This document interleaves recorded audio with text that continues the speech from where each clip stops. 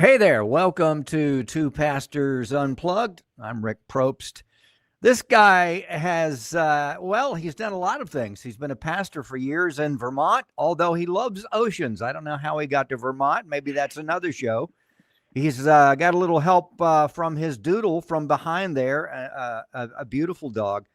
He spent some time at Must Ministries, and now he is the executive director of Bridge Communities, and it's Kevin Pounds. Kevin, how are you? Doing well today. How about yourself, Rick? I'm doing well. Thank you very much. I love this, Kevin. Reading your background, of course, you've been there as a lead pastor for years, part of Must and then Bridge Communities. Now, Bridge, for those of you that don't know, that are watching and listening, they create cottage communities on faith-based land to serve families in crisis. And we're going to talk about that because, this is something that should be near and dear to our hearts, right? I mean, folks that are in crisis, temporary housing, that's out there, but they need something long-term. And Bridge Communities has figured this out and just going fast and furious. First of all, tell us about Bridge Communities. How did you connect? Well, it really started about 3 years ago when my family boomeranged back to Metro Atlanta from Burlington, Vermont. I'd spent several years in Burlington running a homeless services agency. And when we moved back, I was just on a personal level shocked by the number of my kids' classmates that were unhoused. They were navigating homelessness. A lot of them were kind of going through the cycle of living in motels, sleeping in the minivan, couch surfing with random people.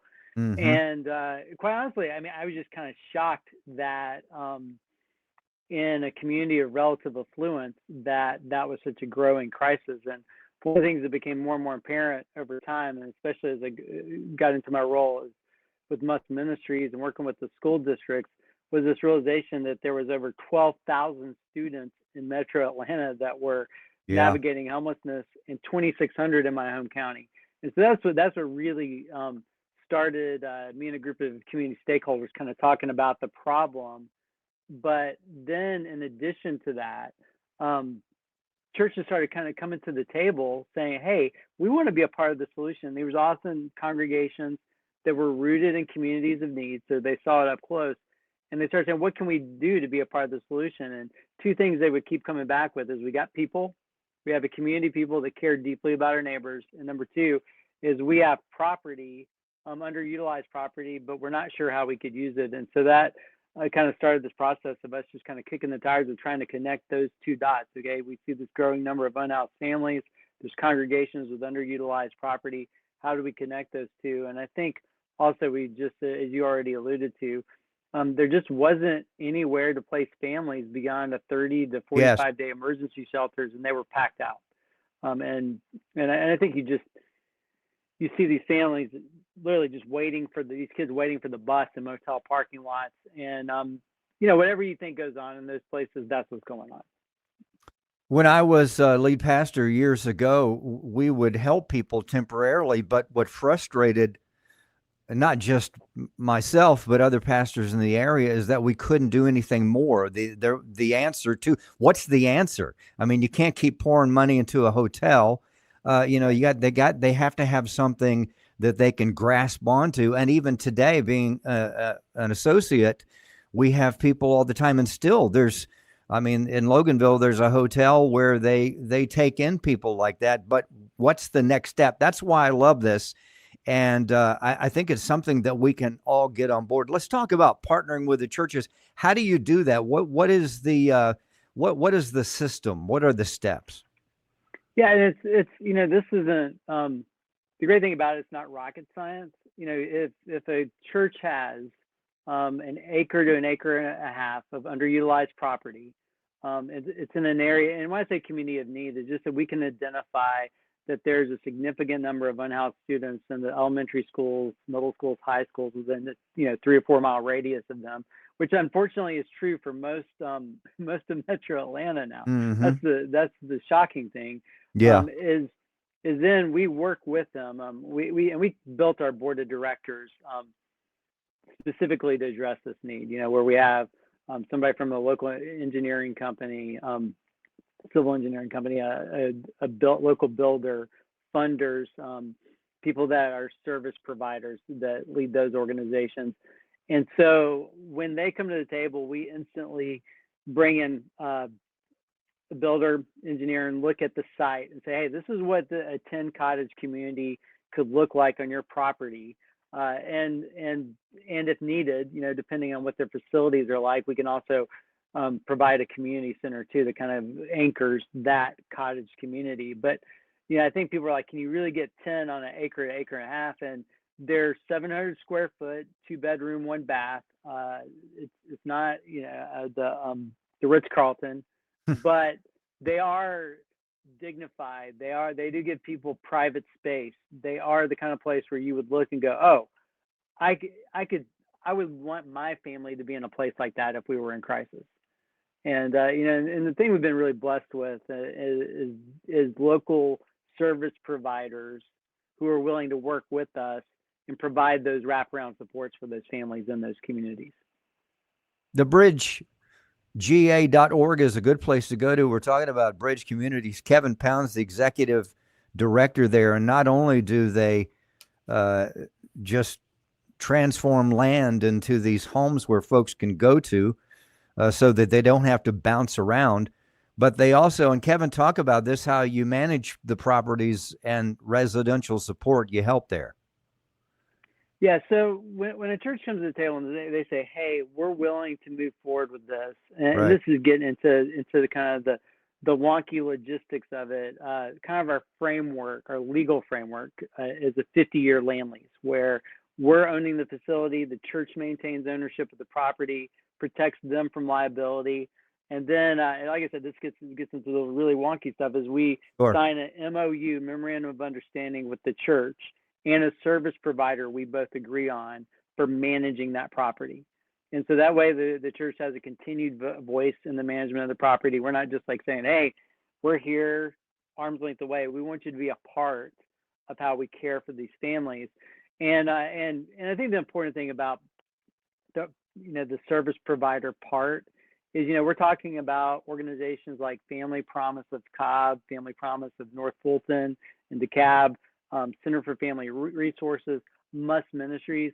These service providers are organizations that have decades of experience of caring for families and successfully placing them in long-term housing. And so we feel like a partnership between us where we can develop and manage the property. The church does, and churches do what they do really well, is living out the message of Jesus and providing a community of support to people, and then bringing on a service provider that has a proven track record of helping families.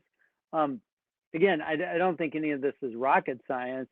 It's if you give people in crisis a stable living environment, a supportive community, and tools for lifelong change, you see what seems like miracles happen. I mean, I would even say you do see miracles happen in that kind of context. Kevin Pound's with us. He is the executive director at Bridge Communities. You can go to thebridgega.org. He's on two Pastors Unplugged, and we're talking about, as he mentioned, coming back to Georgia and just kind of shocked a bit by the, kids right there in your own kid's school, the families displaced. We just ran into a young lady and her teenage son, I think it was a year before last, and she was living in a car behind Kroger. She worked in Kroger and she lived there. Her son had special needs. He was actually in my son's special needs class, and we helped her as much as we could. And we do still run into her from time to time and try to reach out. But there are many families like that. Talk a little bit about, real quick, if you will, there's got to be a vetting process, right, for this? Yeah, that's where we really lean on the local school districts to help refer families over to the service provider we work with. And again, I'll keep talking back about the service providers, is working with groups that have a strong track record of working with the local school district, so we don't have to quote unquote rebuild that bridge or build that bridge from scratch, is really crucial. And it helps us also identify student families that are close by, so it's not leading to more transients in their life. I mean, the Yep. last thing we want to do is have families having to move across county, across metro area to access services, especially when we know that there's already students in that area that that are in close proximity that have that need. Kevin Pound's with us. We got a couple of minutes. Kevin, I would imagine, this is just me talking, that folks are so pumped about this, you probably can't build homes fast enough, because this is a huge problem and we really are concerned. Those of us in the Christian community, and even those that are not in the Christian community, are really concerned about these issues and want to help. You've got the Fair Oaks community in Cobb. How long has that been going on, real quick? Well, we're working on our pilot project right now. So, I mean, we haven't opened anything yet, and that's the real challenge. Is like we're moving. I mean, right now we're moving. We've got probably 3-4 projects in the pipeline that we're moving forward on, and right now we're in that fundraising stage. We're raising the money for our site development. So the moment we get the green light to go, we can start moving dirt. Hey, this is exciting. Kevin, Bridge Communities, get a hold of Kevin if you will, if you want to be a part of it. And maybe you have 1 acre, 2 acres. Hey, there's a church that I know of that has like 77 acres, Kevin. How amazing would that be? You could build a little city, you know. Hey, check it out, thebridgega.org. Kevin, I'd love to have you back. We'll talk more. And hey, I want the doodle back on because they have such good demeanor, don't they? They're such good dogs, sweet dogs. Amazing. Kevin Pounds, Bridge Communities, thebridgega.org. Next week, another great guest. Join us. This is Two Pastors Unplugged. See ya.